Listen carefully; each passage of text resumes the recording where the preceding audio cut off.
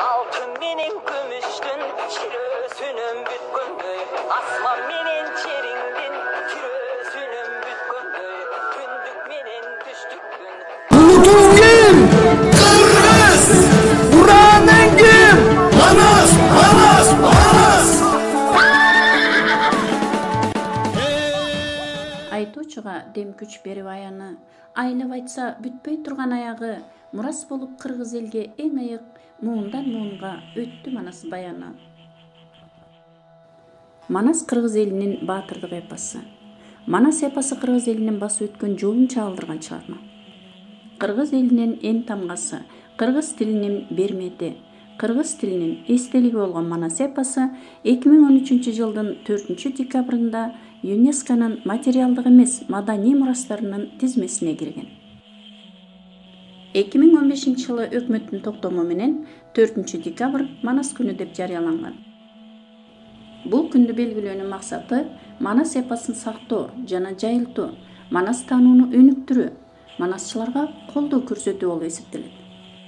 Кыргыз элинин улуттук сыймыгы, улуу мурасы болгон Манас эпосы 500.553 ыр санынан туруп, көлөмү жагынан дүйнө жүзүндөгү эң чоң эпос. Ошондуктан 2014 жылы Гиннес рекорддор китебине киргизилген. Кыргыз элинин руханий мурасы болгон Манас эпосы 13 тилге которулган. Эпос 3 бөлүктөн турат. Манас, Семетей, Сейтек. Манас эпосунун 80ден ашык варианты жазылып алынган.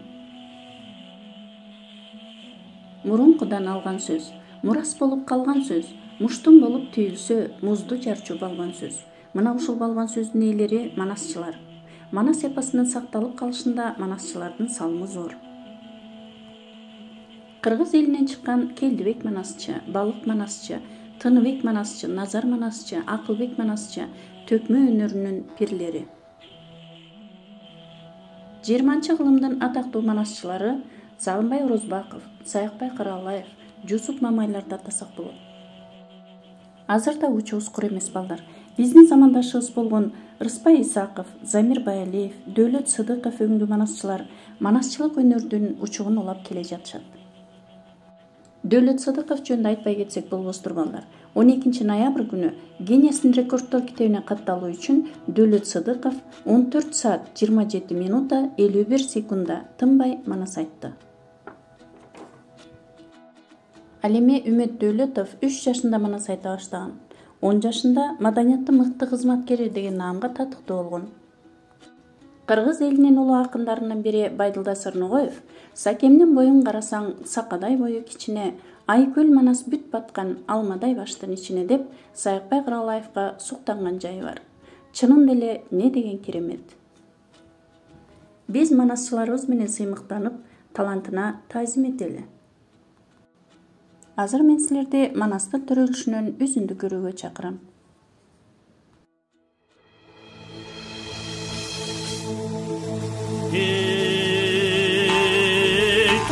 Тарап кетиптир, атылган айлар өтүптүр, тагдырга таштай түтүптүр, каттанып кетсең түтүптүр, шыба болуп тубайдан, чыйырдын боюна, эми чындап бала бүтүптүр, таш курсаны коюлуп,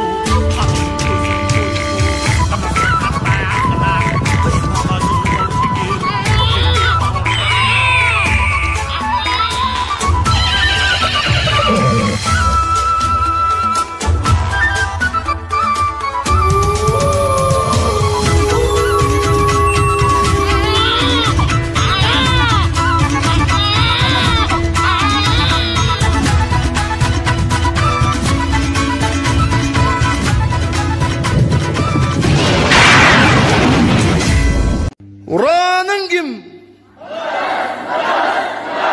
Ulutun kim? Üzülgöndü ulagan kim? Çatılgandı cinagan kim? Uranın kim? Ulutun kim?